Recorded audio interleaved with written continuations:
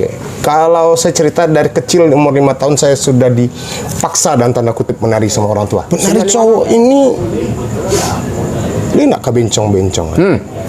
Saya masuk SMKI itu tamat masuk 93. Saya 3 bulan mau berhenti sekolah. Kenapa? Karena setiap saya pulang sekolah bencong pulang, bencong pulang. Oh iya, ini fakta ini biar jelas ini anak pria sekarang. Saya juga kesal. Lenggoknya padahal padu-padu sih. Wow. Pitung gua di Minangkabau mau memahami kudo-kudo tuh ndak lanci di tonggiang tuh. Saya sering memecat penari ketika mereka tidak disiplin. Oh, kejam juga ya? Saya kejam.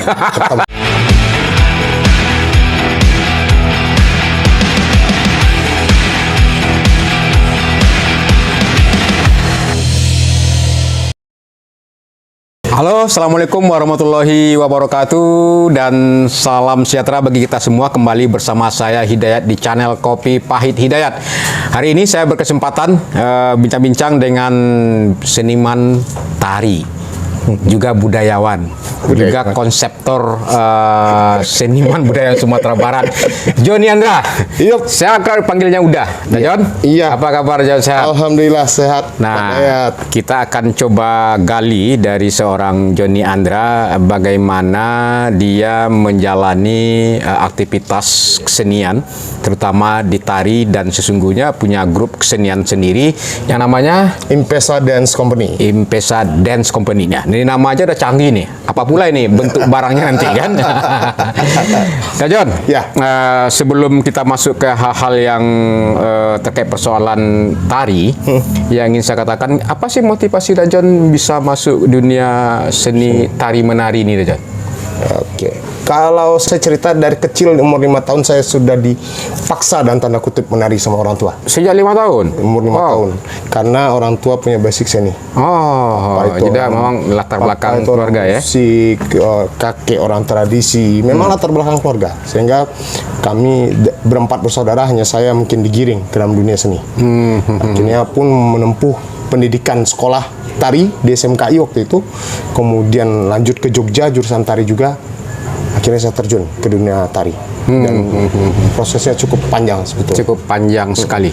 Ya. Dan hari ini Jon cukup ini sudah pilihan jalan yang tepat.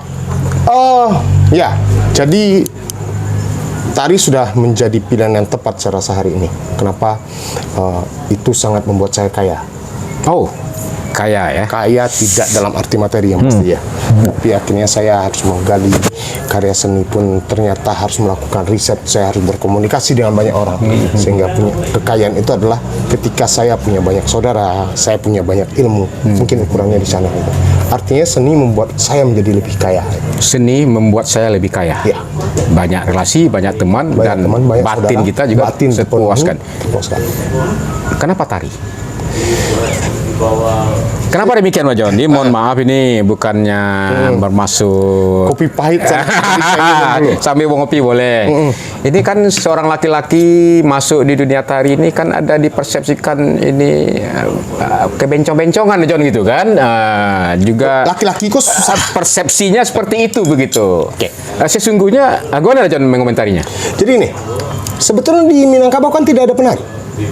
Di Minangkabau tidak ada tari. Yang ada pamenan. Dan kabarnya dulu, dan saya meyakini itu, dulu di Minang perempuan tidak boleh menari. Contoh di Randai dulu mana ada perempuan. Diganti peran itu oleh laki-laki. Yang pakai make up perempuan begitu. Oh, begitu ya. Kalau daerah Riau kayak masih ada. Kalau Sumbar kan sekarang sudah tidak ada. Dan tari Minang itu yang mana? Kalau tari tradisi saya rasa juga basicnya silat. Contoh tari kain itu juga silat semuanya. Artinya penari-penari pria ini memang pesilat dulunya. Kemudian perkembangan zaman munculnya koreografer modern, ada Huri Hadam, ada Gus Meti Suid. Munculkanlah penari cowok hadir, penari cewek hadir di sana. Yang ketika pada tanya, penari cowok ini dia nggak kebencong-bencong. Saya masuk SMKI itu tamat masuk 93. Saya 3 bulan mau berhenti sekolah. Kenapa? Karena setiap saya pulang sekolah, bencong pulang, bencong pulang. Oh iya. Dan itu tekanan yang luar biasa. Sampai saya bilang sama orang tua saya berhenti karena tidak kuat. Dan sampai dulu itu label saya robek. Label SMK saya SMKI itu. Karena image-nya, wah SMKI bencong. Sehingga diglobalkan jurusan. Katakan dulu ada jurusan teater, musik, teater, karawitan, tari. Iya. Cuma kan jurusan kita tidak ada di embel-embel. Nah, SMKI itu dulu robek itu karena apa? Setiap anak SMKI itu dianggap bencong. Muncul kepercayaan saya, tapi keluarga saya ada support. Keluarga gimana posisinya? Malah dukung. Jadi dukung. sebetulnya saya itu dipaksa sama papa saya untuk masuk SMKI. Saya maunya SMA. Tapi saya nyerah di 3 bulan, beliau support. Ayo lanjut, kamu bisa. Karena kamu punya potensi jadi penari. Kemudian mungkin karena prestasi dulu. Jadi saya dapat mahasiswa undangan. Kalau mahasiswa undangan memang spesial ya. Ada 3 orang dari Sumbar. Waktu itu saya dapat di IKIP Jogja. Pernah di Jogja ya? Di Jogja. Jadi saya kuliah di Jogja, jurusan sendera tasik, ambil program studi seni tari. Jadi walaupun penari bukan tidak sekolah juga ya? Oh, sekolah. Malah orang bilang sekolah. Dulu ada Pamio masuk sekolah tari itu paling enteng, biaya enggak berapa, padahal itu gila-gilaan itu sebetulnya kalau kita mau jelas-jelas. Sekarang saja mahasiswa sendera tasik UNP kalau sudah TA, udah koreografi, biayanya bisa puluhan juta mereka. Artinya cukup mahal sekolah seperti itu. Oke. Di Jogja lah saya baru muncul kepercayaan diri sebagai penari. Kenapa? Why? Karena penari pria di sana sangat dihargai. Kenapa? Mungkin budaya mereka. Tari-tari keraton, walaupun mungkin bukan rajanya yang menciptakan, tapi itu diklaim sebagai tari punyanya raja. Raja bisa menari di sana, sehingga penari pria sangat dihargai. Kalau di Minang kondisinya, di Sumatera Barat kondisinya penari pria itu dianggap bencong. Tapi saya tidak menutup. Yang ini juga saya kritisi sampai hari ini. Bukan tidak ada dulu di masa saya penari pria itu bencong, tapi ketika di atas panggung dia memang laki-laki sejati. Geraknya memang jantan. Penari itu di panggung adalah laki-laki sejati. Dan jadi pertanyaan saya sekarang, banyak penari-penari pria. Ini fakta, ini biar jelas ini penari pria sekarang. Saya juga kesal. Lenggoknya padiah lo padu-padu sih. Wow. Pitung gua di Minangkabau mau memahami kudo-kudo tuh ndak lanci di tonggiang tuh. Di Sunda mungkin di tonggiang. Bang Lawat ngelan cerit di siku. Make up, kita tidak mengenal make up.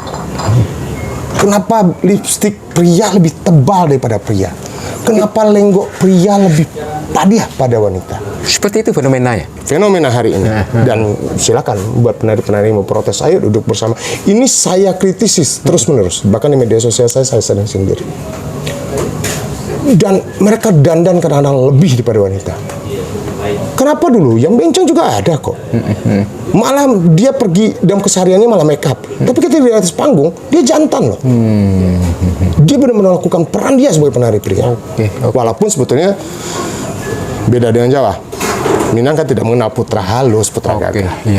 Dan seorang Jenny Andra ambil konsentrasinya di tarinya tradisional, kontemporer. Saya lebih fokus sekarang ke kontemporer.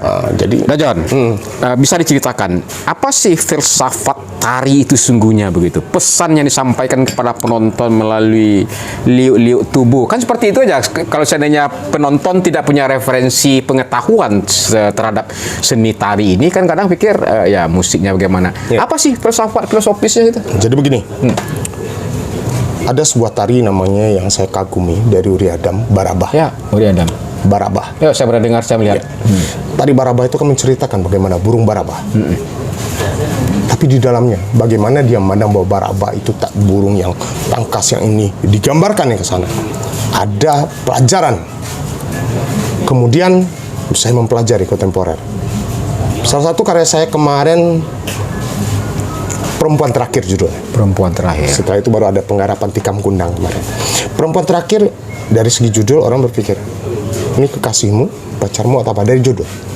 Padahal itu adalah bentuk ungkapan syukur saya punya ibu yang kuat. Ibu itu adalah perempuan terakhir.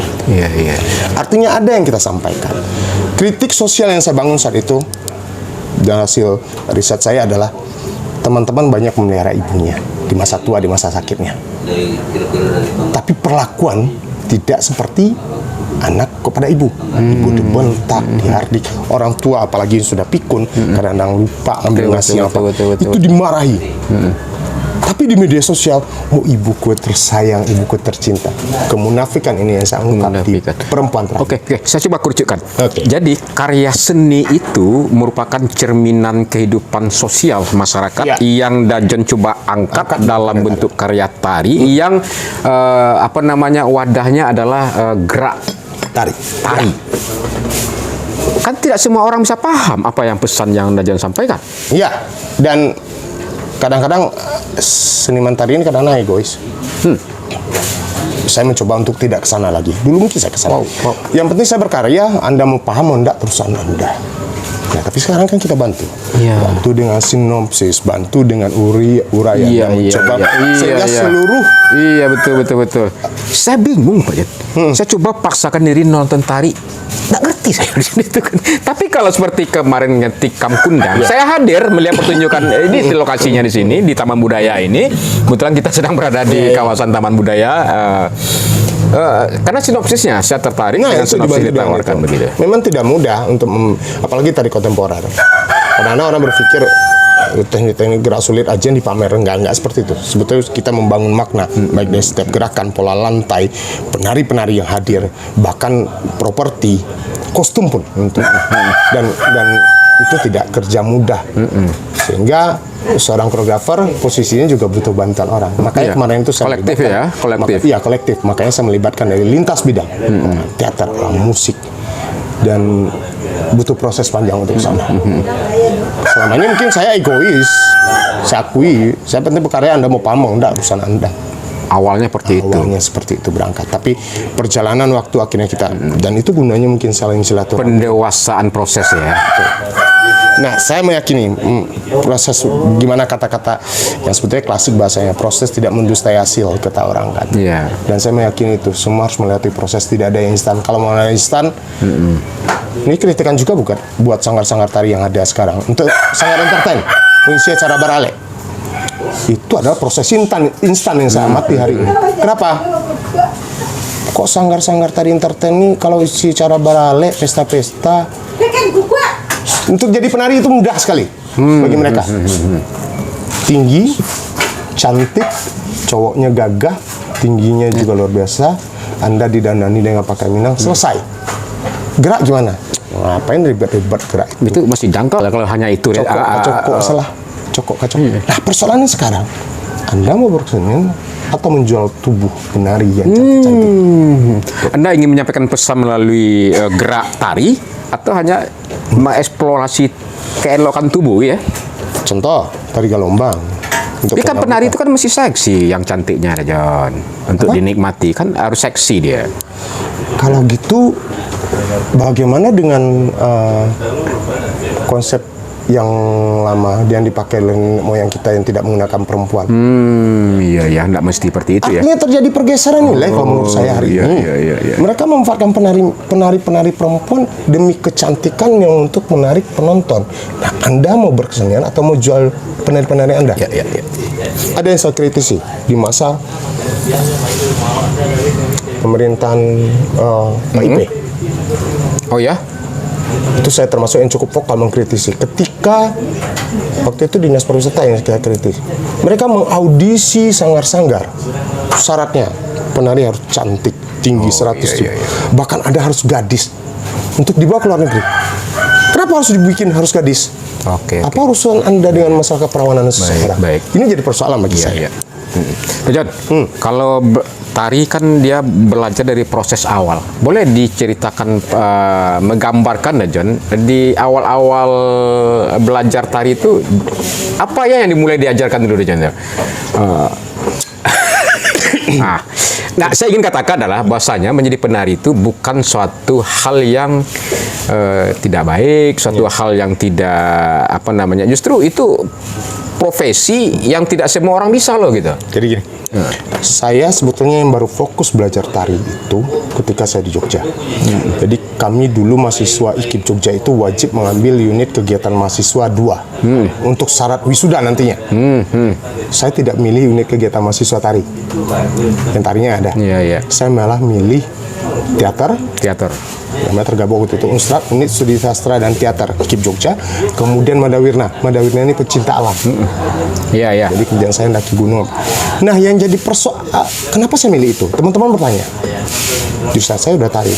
Yang dua ini sangat mendukung saya bilang. Oke. Kenapa? Teater, saya membangun rasa di sana.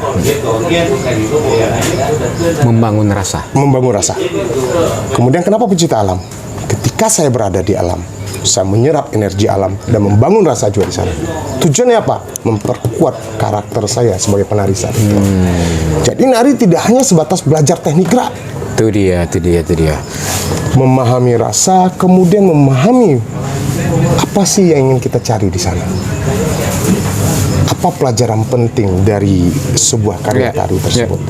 Nah, ini yang kuncinya kalau menurut saya. Belajar tari itu adalah mengasah kemampuan Anda, raso, pareso dalam diri Anda. Itu intinya ya. Itu sebetulnya, tidak semata-mata gerak.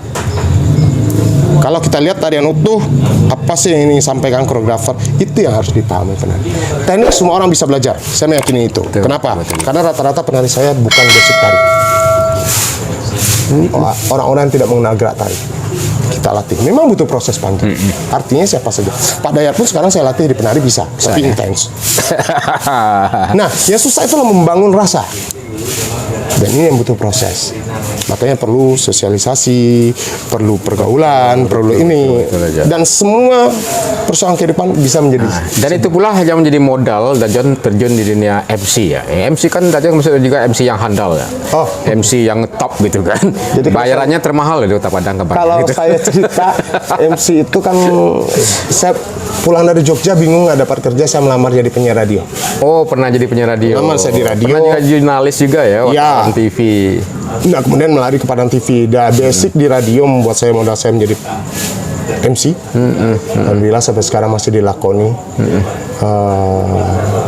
Dunia MC pun jadi unik bagi saya saat ini. Banyak memunculan persaingan-persaingan dari luar biasa anak-anak muda. Oke, artinya dalam dunia seni inilah yang menggambleng karakter mental Dajon untuk berani tampil di depan Pasti. publik. Jadi ketika Itu dia, kita kan?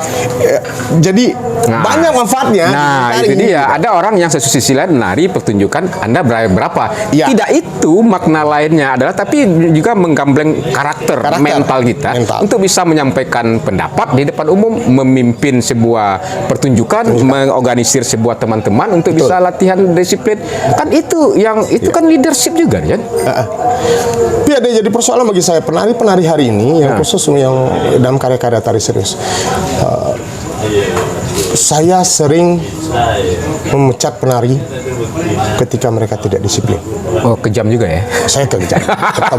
Bisa latihan jam 8 Iya. tanpa konfirmasi dia telat, udah sekali. Udah out ya. Nah, itu ini penting, persoalan disiplin. Nah, ini yang sebetulnya menjadi persoalan bagi saya hari ini.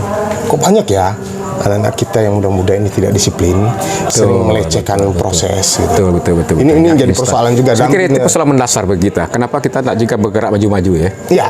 Persoalan disiplin, persoalan tanggung jawab ke diri saja dulu begitu. Nantilah kepada orang lain dan keluarga begitu. Ketika dalam diri Andanya tidak bisa Anda coba terapkan disiplin itu, saya pikir.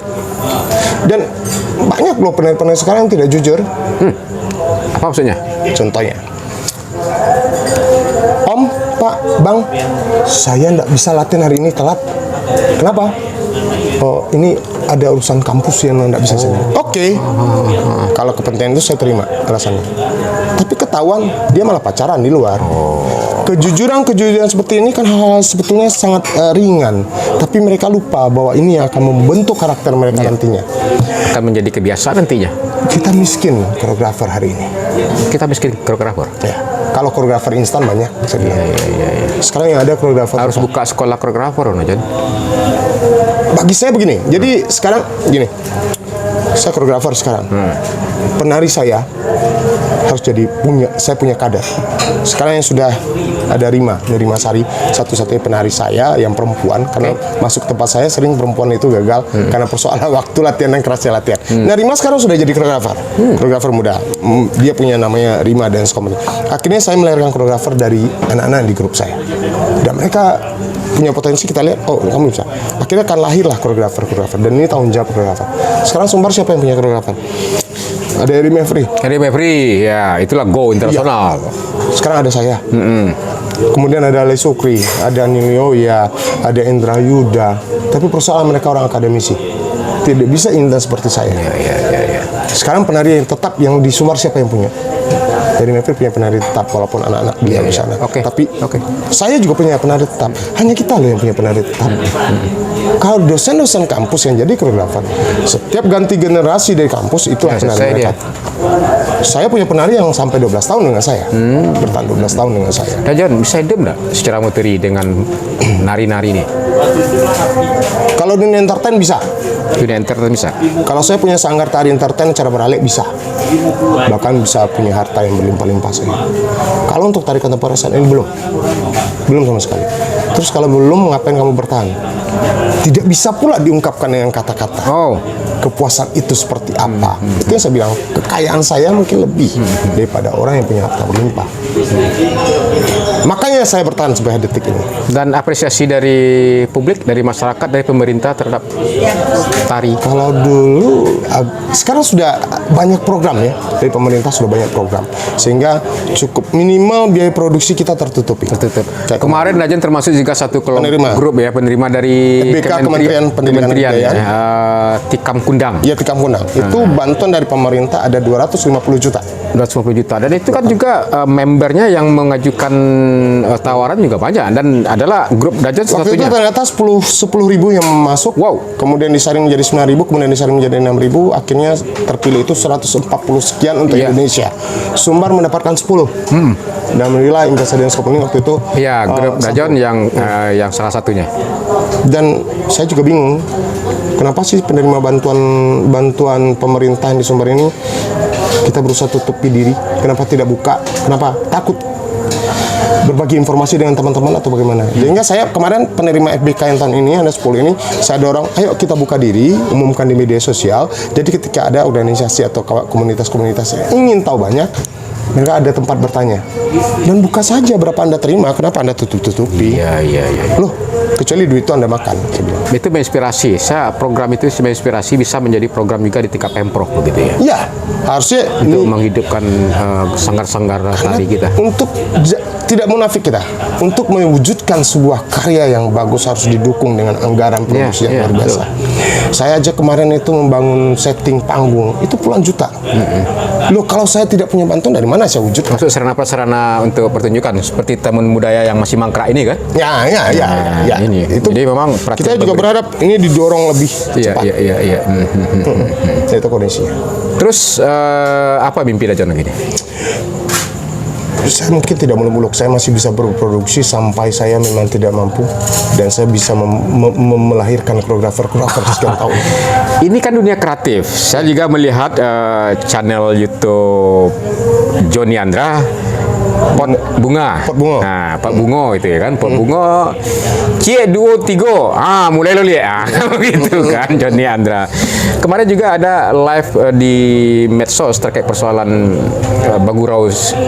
Bagurau. Itu apa motivasi Dajen ya? Karena memang pandemi kemarin juga pertunjukan juga susah, Jon. Itu sebetulnya. Jadi berangkat dari pandemi, kemudian saya punya masan ngobrol-ngobrol, kita live awalnya di channel di Facebooknya saya. Kemudian ternyata peminatnya banyak, kita bikin halaman Facebook, muncullah halaman Facebook Minang Bagurau Mendunia, dan itu ternyata bisa menjangkau perantau-perantau Minang sedunia. Ada kerinduan dari perantau kita. Iya. Kemudian itu kita bikin rutin. Kemudian saya kenapa kita tidak mengembangkan ke channel YouTube, saya bilang. Sehingga kadang-kadang kita juga bisa live di channel YouTube. Betul. Dan saat itu motivasinya hanya mencari hiburan di masa pandemi. Awalnya gitu ya. Ternyata itu sangat membantu teman-teman seniman tradisi. Karena contoh, saluang dendang itu di masa pandemi kan tidak boleh ada yang barale, tidak ada boleh yang ini. Ternyata pemasukan teman-teman tidak ada. Di saat live kita punya donasi. Masuk. Jadi dari luar negeri ngirim uang ke rekening. Masuk ya? Masuk. Kita pernah bahkan kita berair juga lah ya. Bahkan kita pernah menerima donasi jutaan ketika membantu salah seniman yang meninggal, perantau Minang yang meninggal di Jakarta, butuh dana saat itu.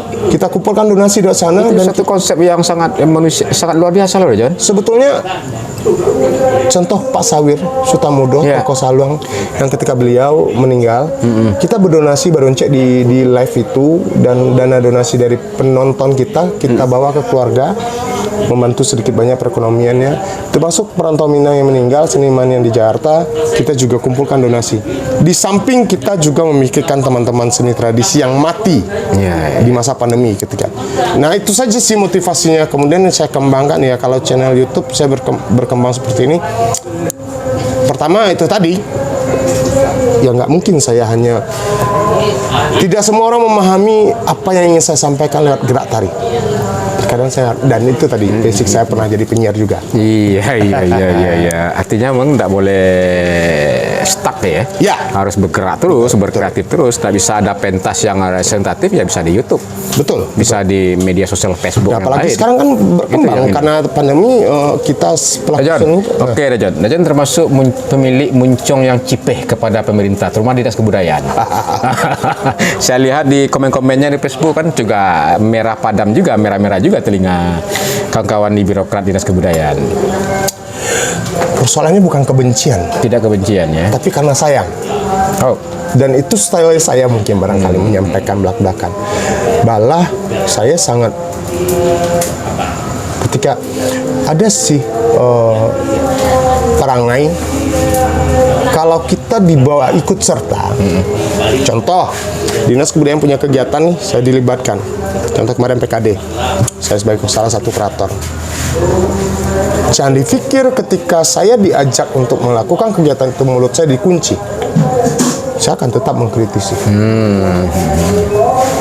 Nah kan ada berapa oknum datang sana, ayo apa yang bisa saya kerjakan, bantu saya, dilibatkan, kemudian dipuji-puji walaupun kerjaan itu salah. Tapi ketika dia tidak mendapatkan proyek, dihajar terus-menerus kan. Ayolah kita objektif. Saya akan selalu mengkritisi dengan cara saya, walaupun saya diajak atau tidak. Oke. Itu sih motivasinya. Dan itu karena sayang tadi, bukan karena sayang sesungguhnya. Tidak ada untuk mencederai atau mendiskreditkan, apalagi pejabat ya. Apalagi Bu Ranti ketika itu kan juga uni kita juga. Iya, betul. Cukup konsen lah perhatiannya. Setidaknya spiritnya ada. Iya. Saya pikir walaupun sudah diganti nih Bu Ranti, ya kita harus berikan apresiasi juga pada Kadis Kebudayaan yang sebelumnya, Gamalaranti. Ya, Gemalaranti. Gemalaranti. Ibu Gemalaranti. Sekarang Bapak sampai Sepula ya gitu ya, Sepula ya. Dan, Mudah-mudahan tapi ada lebih baik. menarik nih. Ya. Saya pun, Ibu Gemalaranti di masanya pun, dia ketika saya kritik dia nggak nyaman, dia undang saya, dia marahi saya. Marahi dalam artian, ini loh yang saya lakukan, kenapa kamu mau kritis? Nah ini yang sebetulnya saya harapkan. Ada dialektikanya Ya, gitu ya. ya. John, Ya. terakhir nih, momen terakhir. Oke. Seniman ini susah bersatu nih. Nggak jelas strateginya, apanya, heboh aja pandainya, gimana nih? Ibu, saya agak bingung pertanyaan pada ya. Ada mau bentuk Dewan Kebudayaan atau Dewan Kesenian, nggak jadi-jadi, mangkrak juga misalnya kan. Ada program-program kegiatan cenderungnya ingin lebih baik. Saya pikir iya, arah ke situ gitu.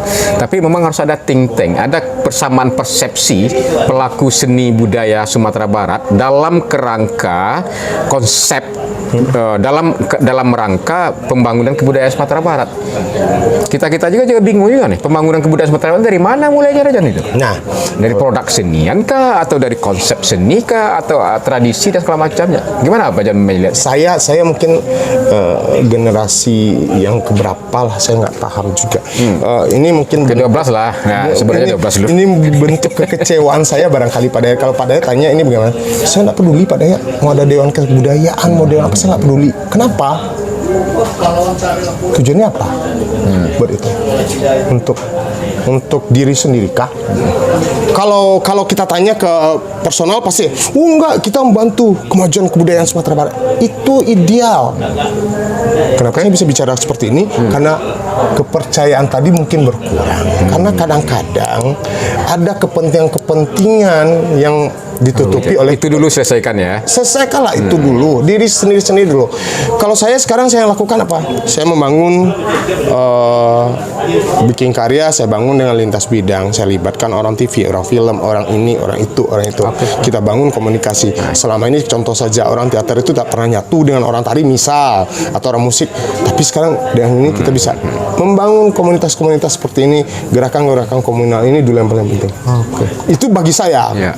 Nah, dan itu mungkin bentuk frustasi saya dengan kondisi di Sumbar hari ini. Sesungguhnya apa sih yang diharapkan oleh seniman dan budayawan Sumatera Barat dari sisi perhatian dari pemerintah daerah? Apa sih yang mereka mau? Apa sih yang mereka inginkan, Dajat? Nah, gini, separuh orang mungkin berkata begini, pemerintah tidak memperhatikan seniman. Tidak peduli. Tidak peduli. Misalnya Dulu sempat seperti itu. berpikir seperti itu. Saya berapa tahun, dari tahun 2000 latihan di Taman Budaya tidak pernah diminta biaya sama orang. Gedung ruangan mana yang tidak saya pakai. Nah, itu sebetulnya bentuk perhatian loh. Iya. Minta duit, ya kalau Anda mau cari kaya jangan di dunia tari kontemporer, dunia entertain aja. Saya berpikir ke sana. Jadi mungkin perlu peningkatan perhatian seperti tadi itu. FBK untuk wilayah provinsi dilakukan kurasi, dan ayo kurasinya itu diambil, kuratornya diambil dari luar, jangan dari kita, karena kebiasaan kita itu sering mencurigai kerja kawan. Oh gitu ya. Contoh, Suka seperti itu ya. saya melihat seperti itu kondisinya, dan mungkin saya orang yang termasuk ke dalam itu gitu. Contoh, Pak Dayat mungkin nanti ada program EBK untuk Sumbar, peserta bidang kebudayaan untuk Provinsi Sumatera Barat. Kuratornya tentu harus ada. Dipilihlah Joni Andra, mungkin salah satu kurator. Teman-teman pasti mencurigai, Allah paling yang nerima biasa teman-temannya dia. Kenapa nak dari luar? Biar fair kita terjadi kan. Nah, seperti itu mungkin yang harus dilakukan. Dan kenapa itu penting?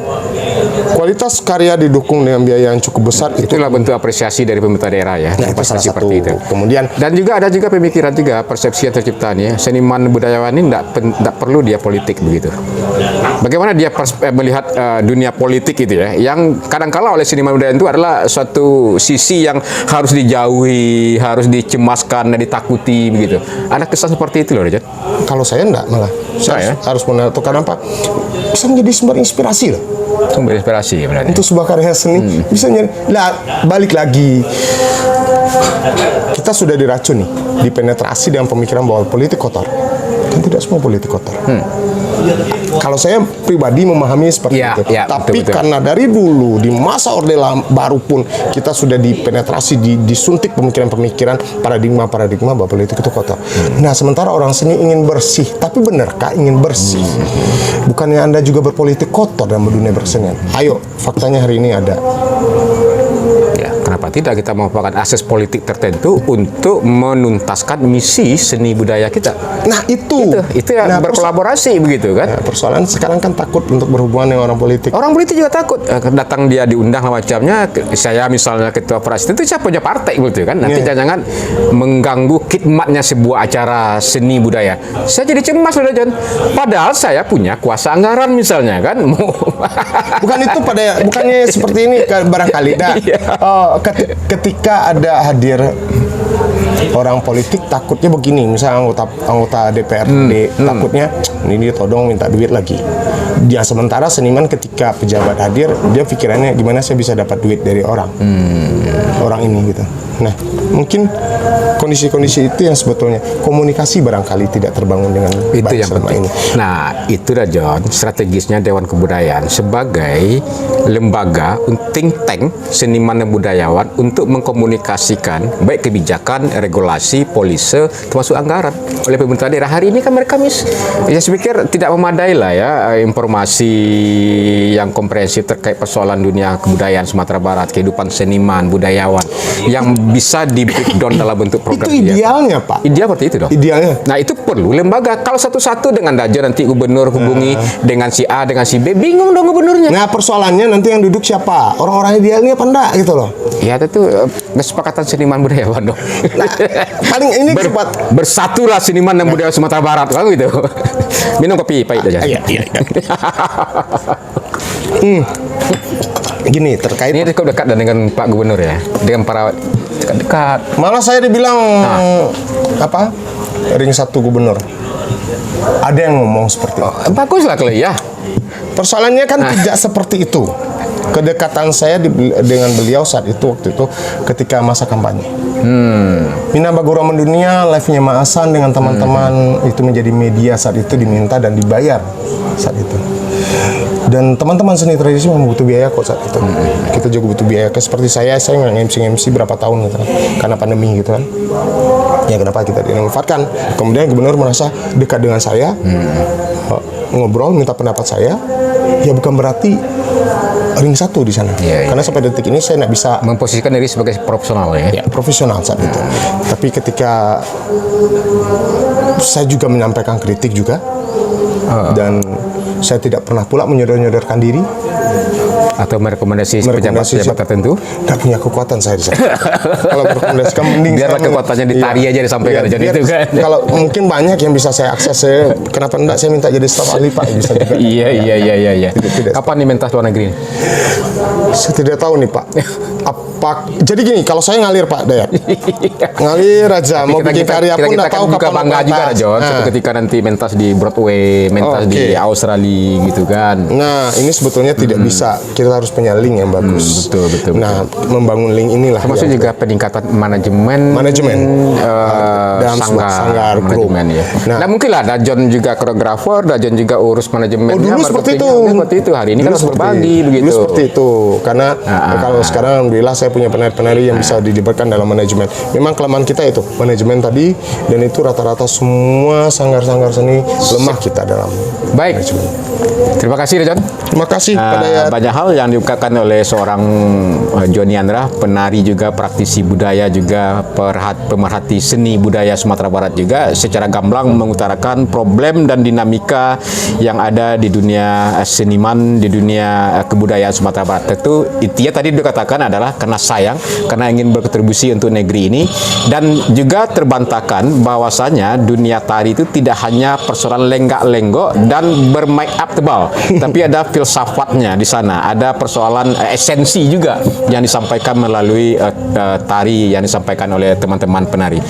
Sedikit demikian dialog kita dengan Joni Andra. Kita ketemu di sesi selanjutnya. Bila Taufiq Hidayat. Wassalamualaikum warahmatullahi wabarakatuh. Bye. Sip.